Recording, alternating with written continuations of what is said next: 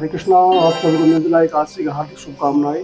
वर्ष भर में आने वाली सभी एकादशियों में निर्जला एकादशी सबसे अधिक फल देने वाली है। इस एकादशी का व्रत करने से साल की सभी एकादशियों के व्रत का फल प्राप्त हो जाता है। तो इस एकादशी में 24 घंटे में एक बूंद जल ग्रहण नहीं करना पड़ता है। इसी से इस एकादशी को निर्जला एकादशी कहते हैं। ज्येष्ठ मास के दिन बड़े होते हैं तो प्यास भी काफी अधिक लगती है। तो ऐसे में इस व्रत का पालन करना एक बहुत बड़ी साधना है। भगवान श्री कृष्ण ने भगवद गीता में कहा है कि यज्ञ दान तत् परम न त्याजम यज्ञोदानम तपस्यैव पावनानि मनीषिणाम। अर्थात यज्ञ दान और तप मनुष्य ही नहीं अपितु बड़े बड़े सिद्ध महात्माओं को पवित्र करता है। कलयुग में तपस्या का अर्थ ये नहीं कि जंगलों में जाकर साधना की जाए, अपितु एकादशी का व्रत करना भी एक बहुत बड़ी साधना है। एकादशी का व्रत आध्यात्मिक उन्नति के लिए और अपनी इच्छा से और भगवान की प्रसन्नता के लिए किया जाए तो इसका बहुत अधिक फल मिलता है। व्रत का एक और अर्थ होता है उपवास। उप अर्थात भगवान के, वास अर्थात समीप, तो भगवान के अधिक से अधिक समीप रहा जाए। तो इसका अर्थ क्या है? अधिक से अधिक भगवान के समीप रहने का, अत्यधिक भगवान का कीर्तन किया जाए, अधिक से अधिक हरे कृष्ण महामंत्र की मालाएं की जाए। हरे कृष्ण कृष्ण कृष्ण हरे हरे, हरे राम राम राम हरे हरे। हमारे वैदिक साहित्य का अध्ययन किया जाए और भक्तों का संग किया जाए। भगवान के अर्च विग्रह की अधिक से अधिक सेवा की जाए। तो यही भगवान के समीप रहने का एक अर्थ होता है।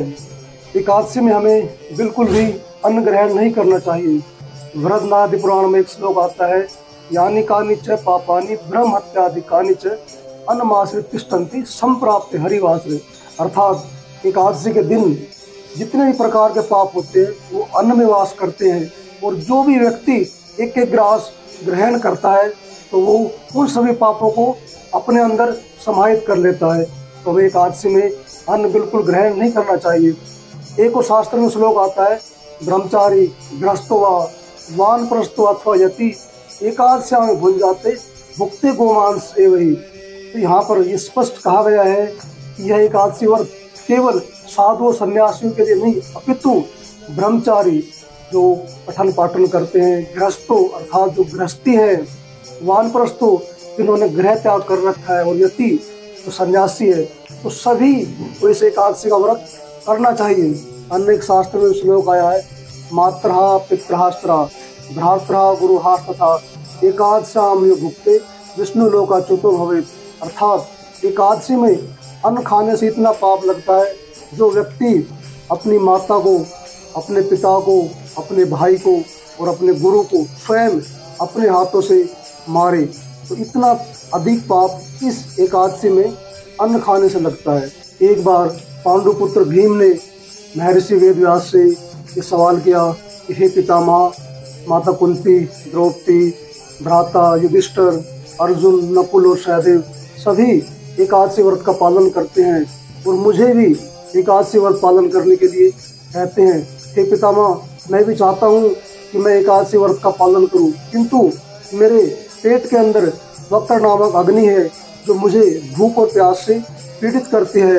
तो हे पितामह, मैं साल भर की सभी एकादशी व्रत तो नहीं कर सकता, किंतु वर्ष में यदि कोई एक एकादशी हो जिसके पालन करने से मुझे सभी व्रतों का फल मिल जाए तो कृपया आप मुझे बताएं।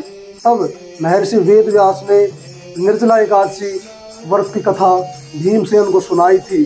तब भीमसेन ने इस व्रत का पालन करके इस एकादशी से संपूर्ण एकादशी के फल की प्राप्ति की थी। तो केवल इस एक पांडव निर्जला एकादशी और ज्येष्ठ शुक्ल एकादशी भी से कहते हैं, इसका पालन करने से मनुष्य को सभी एकादशियों के फल की प्राप्ति होती है। तो आप सभी से नम्र निवेदन है, कृपया इस ज्येष्ठ शुक्ल के एकादशी का पालन करके आप सभी एकादशियों के पुण्य की प्राप्ति कर सकते हैं। तो बड़ी दिव्य महिमा इस एकादशी व्रत की है, तो आप सभी इसका पालन कीजिए।